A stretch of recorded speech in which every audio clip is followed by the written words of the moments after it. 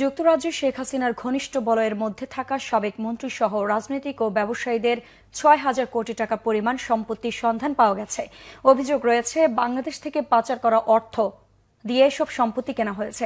British সংবাদ মাধ্যম observer ও Berlin ভিত্তিক দুর্নীতি বিরোধী প্রতিষ্ঠান ট্রান্সপারেন্সি ইন্টারন্যাশনালের যৌথ অনুসন্ধানে এসব তথ্য উঠে এসেছে। হাসিনার ঘনিষ্ঠজনের তালিকায় রয়েছে সাবেক বেসরকারি শিল্প ও বিনিয়োগ বিষয়ক উপদেষ্টা সালমান এফ রহমান, বসুন্ধরা গ্রুপের চেয়ারম্যান আহমেদ আকবর সুবহান, সাবেক ভূমিমন্ত্রী সাইফুজ্জামান চৌধুরী, নাসা গ্রুপের চেয়ারম্যান নজরুল ইসলাম মজুমদার ও তাদের পরিবারের সদস্যরা। এসব ব্যক্তিদের নামে যুক্তরাজ্যের বিভিন্ন স্থানে প্রায় ৩৫০টি সম্পত্তি রয়েছে। এর মধ্যে ফ্ল্যাট থেকে শুরু করে সুবিশাল অট্টালিকা পর্যন্ত রয়েছে। যুক্তরাজ্যে ও দেশটির বাইরের বিভিন্ন প্রতিষ্ঠানের নামে এই সম্পত্তির বেশিরভাগ কেনা হয়েছে।